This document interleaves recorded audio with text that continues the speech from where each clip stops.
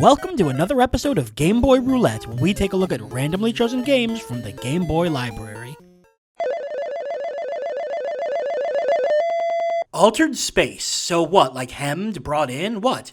When the randomizer rolled this game, I had a weird sense of deja vu, and after getting out my cartridge collection, I knew why. I actually own this game, but this is one of the ones that I got only a few years ago, and haven't really had a chance to play much of. That said, I do remember one thing about my brief time with it: it's isometric. Isometric games were sort of a huge novelty back in the day, with games like Marble Madness, Sonic 3D Blast, and Snake Rattle and Roll really standing out amongst a sea of top-down and side-scrolling games. There's something kind of amazing about the retro attempts at 3D gameplay. They just evoke the sense of wonder and charm that no 2D game could capture.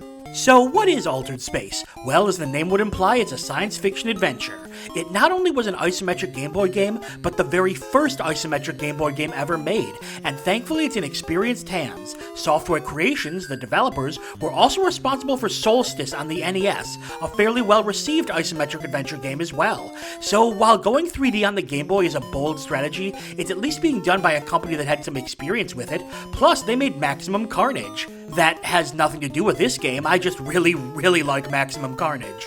And wait until you get a load of this awesome cover. A cartoonish astronaut, an alien creeping, the fact that it's outright promoting that it's 3D. This is the kind of box art with layers upon layers of incredible. I hope you're ready for a whole third dimension. It's one small step for man, one giant leap for Altered Space.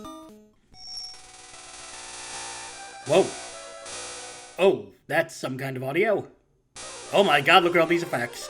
Altered Space, a 3D alien adventure. Oh, okay, it's gone. Are they just showing us the logo in 1,000 different ways? Oh god, the game's attacking me. This music is ridiculous and I love it.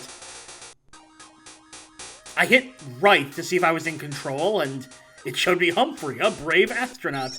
What? Okay, we're here now.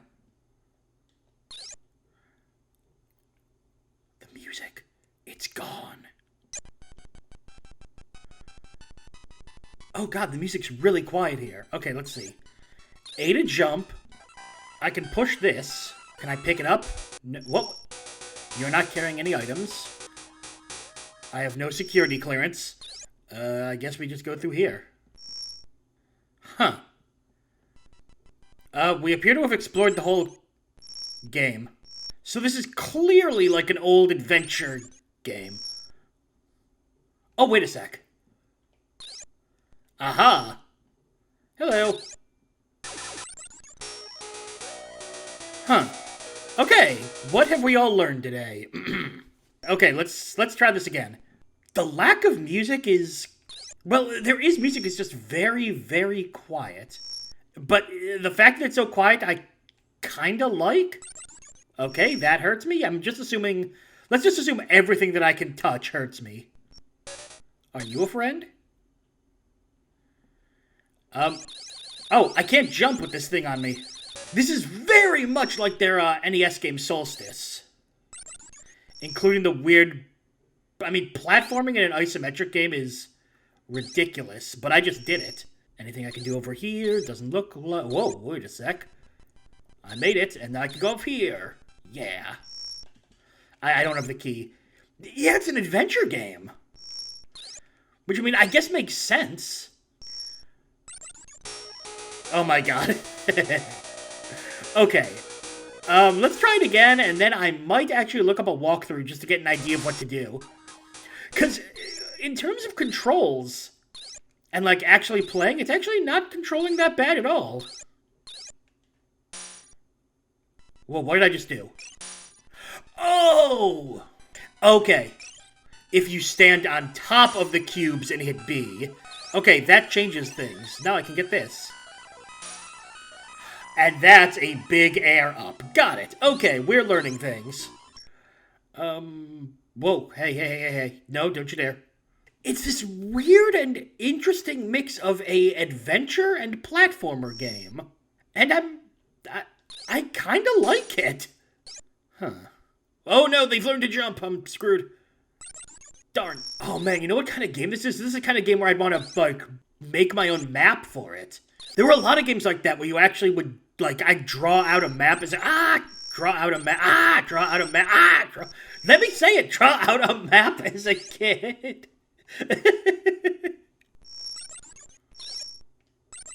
Okay, let's just ignore that room for the rest of time. Hey, we found the edge of space. You can see over there, look at all the space. Okay, now we're in here. I have no clue where I'm going. Oh, yes I do. Oh, darn it. Okay, I want to look something up. Hang on a sec. Apparently you can beat the game if you know what you're doing in about 30 minutes, which is to be expected with games like this. But that means it's all about slowly learning.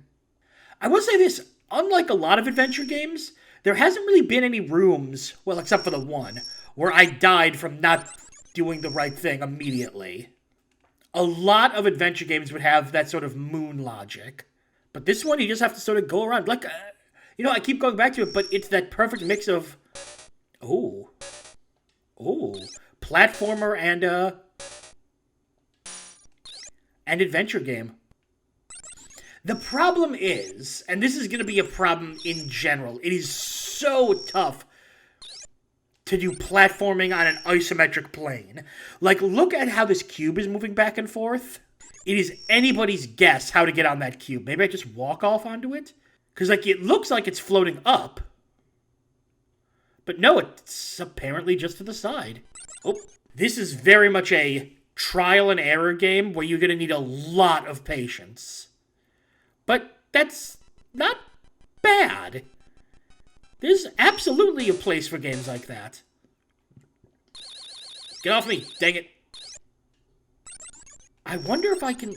What? Oh, there's a tiny spike there. Do you see that? I wonder how many boxes I can collect. So right now I have one. Oh, you can only hold on to one per room. Got it. Oh, I'm about to die again.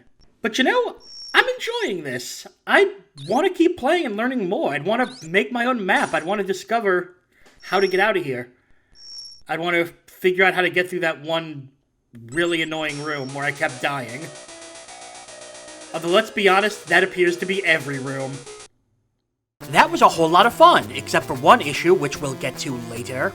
I should make it clear right off the bat, I like this game a lot. It's one of those games where the positives definitely outweigh the one big negative. The game looked great for the Game Boy, with really nice graphics and a great depiction of 3D. Plus, there wasn't any obvious lag or slowdown or flickering. Always a plus for a graphics-intensive game. And the gameplay itself was quite addictive. I didn't get very far, but that just made me want to knuckle down and learn the game more. It's one of those games where you need to draw your own map to get a handle on what you're doing and where to go, and I say that as a major positive, because exploration games, if done well, can be great, and this was definitely a well-done exploration game.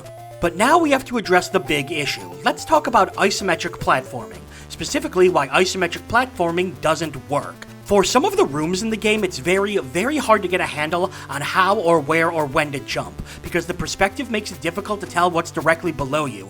Some games make up for it by having a shadow, but without one in altered space, it turns some challenges into nightmares. This isn't a deal breaker, because there's still plenty you can do and the rooms do restart very quickly, but it's definitely a problem. Like I said, it's a trial and error adventure game, but in this case, this is going to be a lot of trial and a lot of error. But like I said earlier, despite the awkwardness of the platforming, I enjoyed this game a lot. I think it's absolutely a game you should check out, so you can enjoy the space adventure for yourself. In fact, I'm gonna go play some more of it. Now, where did I leave my pivot square?